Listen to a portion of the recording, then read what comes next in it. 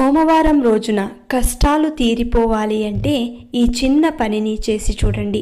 తప్పకుండా ఆ శివయ్య అనుగ్రహం కలిగి మీ కష్టాలన్నీ తొలగిస్తాడు.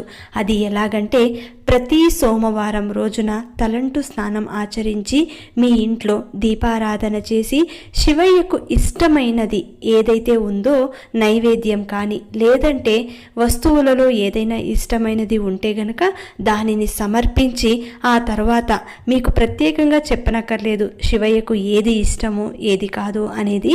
మీరు మీ ఇష్టం కొద్దీ మీకు నచ్చినది మీకు అందుబాటులో ఉన్నది సమర్పించండి. తప్పకుండా ఆ భగవంతుడు స్వీకరిస్తారు. ఆ రోజు తెల్లవారుజామున అంటే ఉదయం 4:30 నుంచి 5:30 లోపు మీరు కూర్చొని ధ్యానం చేయాలి. ఆ ధ్యానంలో మీ యొక్క సంకల్పం చెప్పుకుంటూ మీ మనసులో కోరికలు చెప్పుకుంటూ 108 సార్లు శివమంత్రం